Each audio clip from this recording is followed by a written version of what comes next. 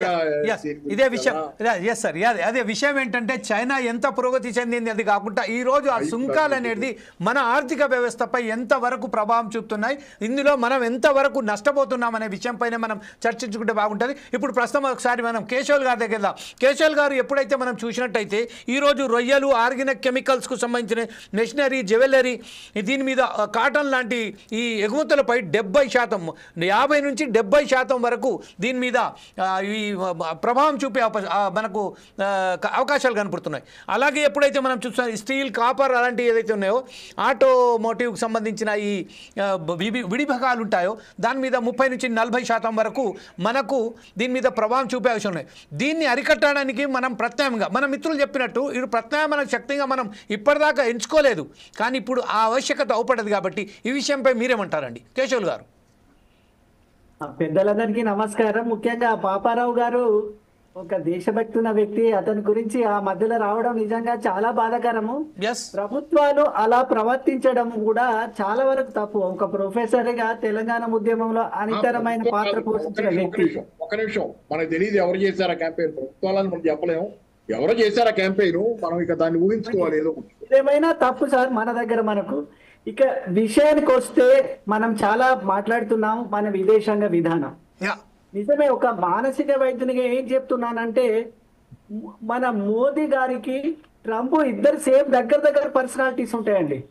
ఒక రకంగా చూస్తే ఇద్దరికి అహంభావం, నేనే గొప్ప, నేనే కరెక్ట్, నా నిర్ణయమే తప్పు కాదు, నా నిర్ణయమే ఫైనల్ అనే ఒక నార్సిస్టిక్ పర్సనాలిటీలో వీళ్ళు, ఒక మానసిక ప్రవర్తనలో వీళ్ళు ఉంటారు. ఏదంటే వాళ్ళ ప్రవర్తన చూడండి, వాళ్ళ బిహేవియర్ చూడండి, వాళ్ళ అనుకరణ చూడండి, ఏది చూసినా డామినేట్ వాళ్ళదే కరెక్ట్.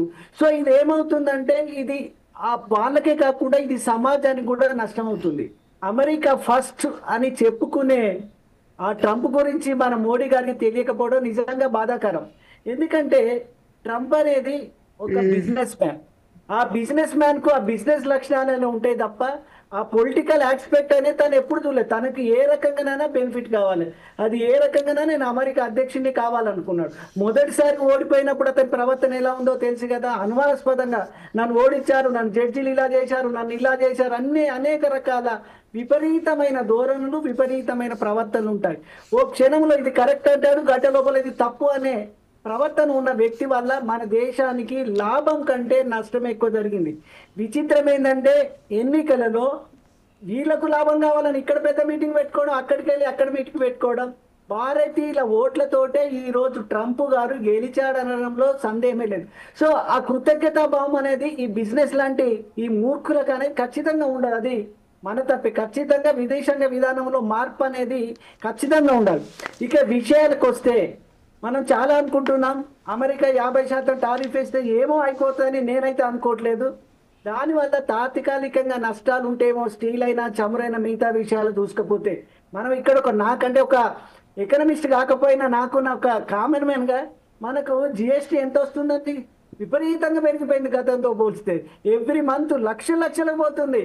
ఆ లక్షలది దీన్ని మనం ఇట్లా అడ్జస్ట్ చేసుకోవచ్చు. ఇమీడియట్గా మనకు మాత్రం ఆర్థిక వ్యవస్థపై, ఈ గ్రోత్ పై ఈ జిఎస్టీ వల్ల మనకు లాభం వస్తుంది. కాబట్టి దాన్ని మనం ఏదో రకంగా పూడ్చుకునే ఆస్కారం ఉంటుంది. ఇంకొకటి ఏంటంటే మన ఎగుమతుల విధానం అనేది మోడీది ఏదో టెంపరీ పర్మనెంట్ అనే ఫీలింగ్ లేకుండా ఖచ్చితంగా డైవర్సిఫికేషన్ అనేది ఉండాలి. అంటే సరళీకృతం చేయకుండా ఎగుమతులను అంటే ఒక అమెరికా మీద ఆధారపడకుండా మిగతా దేశాలతో కూడా, అందరితో కూడా, అంటే ముఖ్యంగా పక్కనున్న దేశాలు, ఒక పాకిస్తాన్ వదిలిపెట్టండి, చైనా అయినా ఇప్పుడు తిరుగుతున్నారు కదా పక్క దేశాల మీద వెంటబడి. అమెరికా ఏదో చేతులు ఎత్తేసింది, హ్యాండ్ ఇచ్చాను కానీ ఇప్పుడు తిరుగుతున్నారు కదా. అదే బుద్ధి మొదటి నుంచి ఉంటే బాగుంటుంది కదా. అందుకే ఈ డైవర్సిఫికేషన్ అనే ద్వారా ఖచ్చితంగా ఫ్రీ ట్రేడ్ అగ్రిమెంట్ అనేది చాలా దేశాలతో చేసుకోవచ్చు. మనోళ్ళు గర్వంగా పోయి విదేశాలు తిరిగి వచ్చి అమెరికా ఉంటే చాలు, అన్ని ప్రపంచం అంతా మన కంట్రోల్, విశ్వగురు ఆ గురువు అన్ని అనుకున్నారు కదా. ఏమైపోయింది? ఖచ్చితంగా ఫ్రీ ట్రేడ్ అగ్రిమెంట్ అనేది లేకపోతే భవిష్యత్తు మరిన్ని కష్టాలను ఎదుర్కొంటుంది. ఇది తాత్కాలికమే. ఏదో ఒక రోజు ట్రంప్ తనంతట తాను దిగిరాక తప్పదని నా అభిప్రాయం. రైట్ సార్, ఇదే విషయంపై మనం పాపారావు గారి దగ్గరికి మరోసారి వెళ్దాం. పాపారావు గారు, ప్రస్తుతం ఏదైతే ఉన్నదో